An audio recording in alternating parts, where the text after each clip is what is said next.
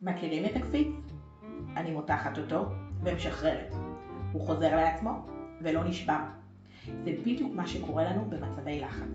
אנחנו חושבים מחשבות שמותחות אותנו ומביאות אותנו לקצה, אבל הן לא שוברות אותנו.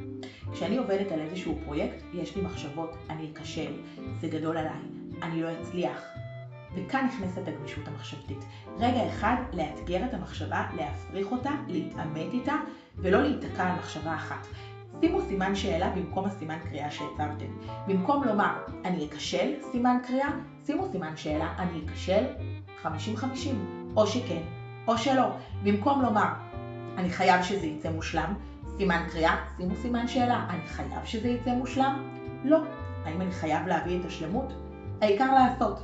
נעים מאוד. שמי חלי רוזנברג, פסיכותרפיסטית קוגניטיבית התנהגותית בשיטת CBT, מביאה פתרונות וכלים להתמודדות במצבים שונים בחיי היום-יום. לקבלת תכנים נוספים, תחצו בקישור.